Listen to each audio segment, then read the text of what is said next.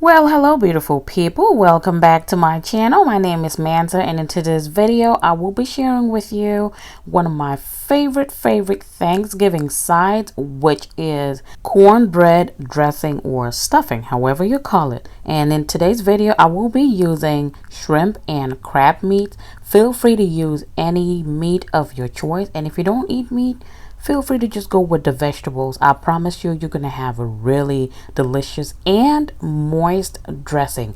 Also, don't forget to check out part 1 of this video, which is where I made this homemade southern skillet cornbread.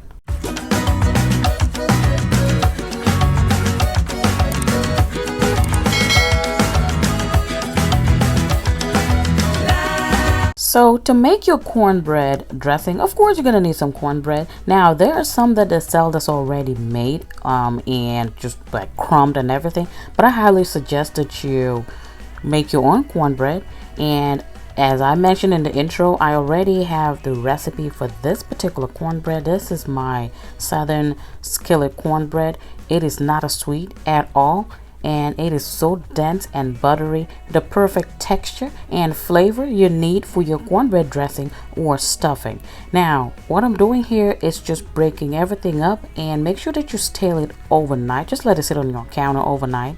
Now once I crush the cornbread, you could either turn it into crumbs or just leave it cubed. I like mine somewhere in between, so I like to break up all the bigger pieces and just leave it as is. I like to see those little chunks of cornbread when my dressing is all said and done. Now even though I stale this overnight, I still want it to be a little bit more dry because this is fresh. Remember, we just made this, it's homemade. So what I'm gonna do now is to put it in an oven preheated already at 350 degrees Fahrenheit, and I'm just gonna leave it there for about 15 minutes and set it aside. In the meantime, here I have my chopped vegetables. I have 3 ribs of celery, all nicely chopped. I also have 1 large green bell pepper chopped, 1 small red bell pepper chopped, and 1 big yellow onion chopped. Look at that. These colors, these vegetables, they're all bringing a unique taste to this meal, so do not miss out on it. You would also need 2 eggs at room temperature. And over here I have some salted butter. You would need about half a cup of butter, which is 1 stick of butter, and please go for high quality butter for maximum results. Here I have 12 ounces of crab meat. Now this is the crab meat in the can, and you can use any one of your choice. They tend to be really expensive sometimes, but this particular brand I got from Walmart, so I used 3 of these cans to give me the 12 ounces that I needed. It is really nice. And over here I have 12 ounces of shrimp. This is the cooked shrimps, the really extra small shrimp that you would typically use on a salad. So that's what we have there. Over here on the other side I got my seasonings, better than bouillon, sage, black pepper, some stock. And for the stock, if you're bulk prepping for Thanksgiving, I highly recommend that you make your own stock. It is always better, and you can control the salt. Otherwise you can just use this better than bouillon and mix it in with some water to get a quick stock if that's what you want. Again, I also like this brand that I get from Walmart if you're just looking for something quick. Now in a skillet I am going in with that stick of butter.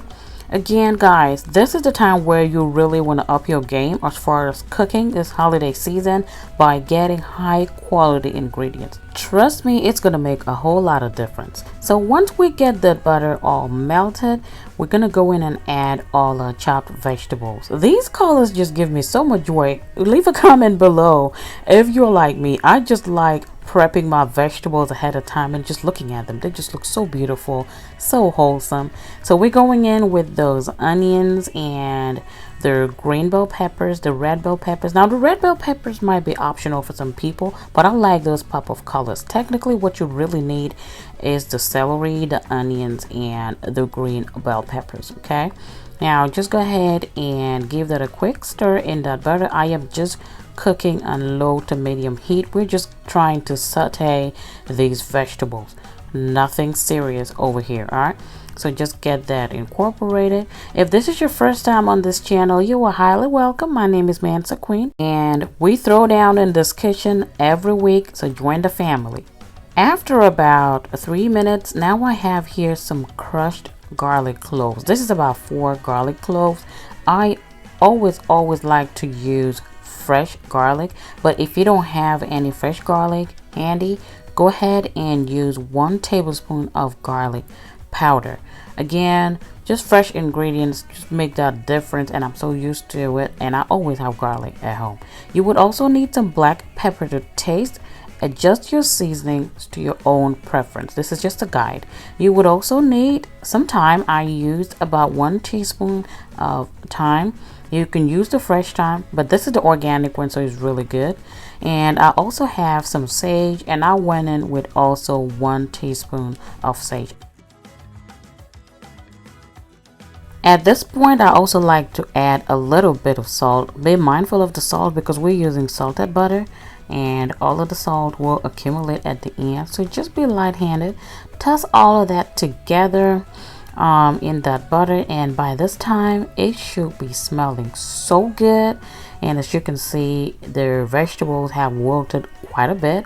Now it's time to quickly add in our seafood. Now this is cooked like I mentioned, so I'm just trying to bring it up to heat. I like most of my ingredients to heat up before I bake my dressing, so I like to add in my shrimp and whatever meat that I'm using into the sauteed vegetables at this point, just to bring it up to heat. So just toss that in there, and also taste for salt as you go. Now here, this is when I add in 1 tablespoon of my better than bouillon, and this is the chicken flavor. This thing, guys, is so strong, so delicious. It is so delicious. I highly recommend it. They have it in different flavors, okay? And now I'm also going to add in the crab meat. Here it goes. Everything is just coming in together. Just toss that all in there. By this time, you can even go ahead and turn off your stove. You really don't need to cook anything any further because this mixture is done, and we should be ready to move on to step 2. So here is our cornbread. It has been in the oven for about 15 minutes at 350 degrees Fahrenheit, and it is now a little bit more dry. Now I use this technique to get the cornbread more dry because the drier the cornbread, the more flavor it's gonna absorb. So this is what I like to do, but still the one that's already made and pre-packaged in the stores, to me it's just a little bit too dry, but it's fine if you use that. Just know that you might need a little bit more of the stock than I would need because I made mine fresh and just stale it overnight. So now put it in a large bowl that you can mix everything together, and then add in those cooked vegetables and our shrimp and crab meat, and we at this point we are just ready to mix and blend and tie all those flavors together and get ready to make a bomb dressing. Put all those juices in there. You can see that is mainly coming from the shrimp, and we are not wasting any of it. So delicious.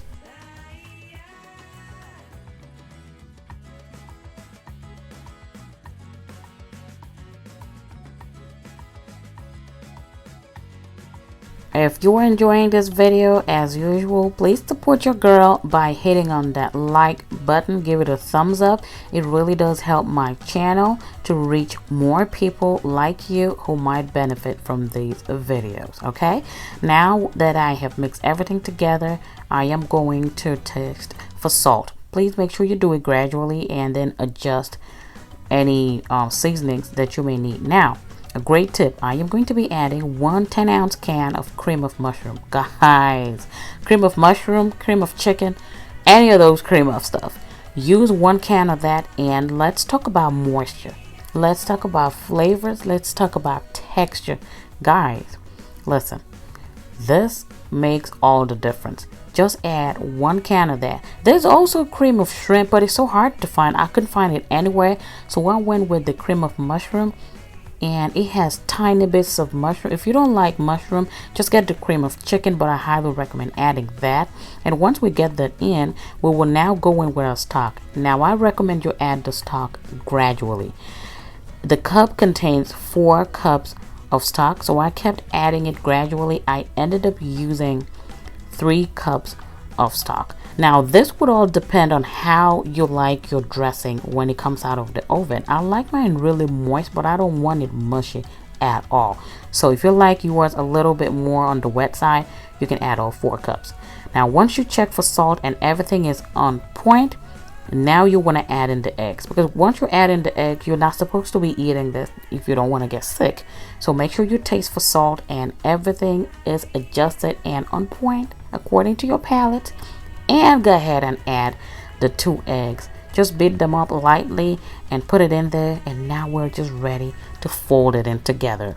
The eggs act as a binder to hold everything, so that once your dressing comes out of the oven, it's not just going to be falling apart.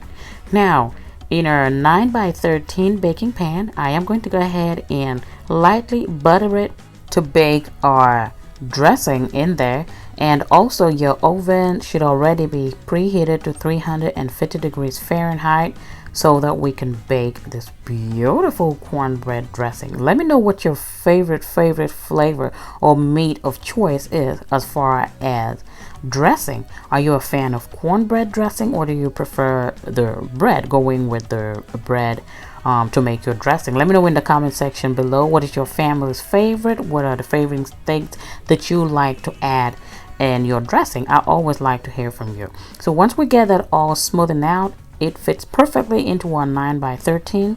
Now you want to go ahead and cover it up with some aluminum foil. Make sure you cover it up, because this is going to trap in all that moisture and steam, so that our cornbread dressing comes out really moist, tasty, and not dry at all. Now we're baking it at 350 degrees Fahrenheit for about 50 to 60 minutes. Mine took about 55 minutes, and here we go. Look at our final result.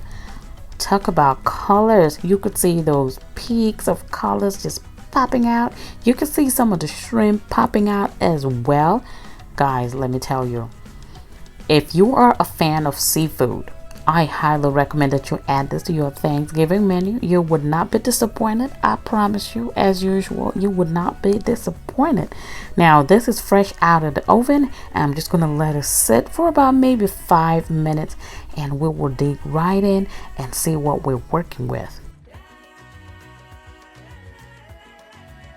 And here we go. Let's see what it's like. I just like to let it sit so that it would form a little bit more and not just be all over the place. But even though those eggs are gonna get it all together, so here we go. Give it a nice scoop. It is so soft, so moist. And guys, can you see those shrimps, those crab meat, and the vegetables peeking out? This right here, the flavors that we use, those spices that we used, baby, you would not be disappointed. Again, I'm saying it. This was so delicious. I just kept eating it on its own, and this actually makes a big serving, so this can feed if you had company over, everybody can get a nice serving and enjoy. Thank you guys so much for watching up until this time. Do not forget to share the video with your friends and family. Tell them about Mansa Queen. It is the holiday season, and we're about to throw down in the kitchen. Thank you guys so much for watching, and I'll catch you in my next one. I love you all. Stay blessed.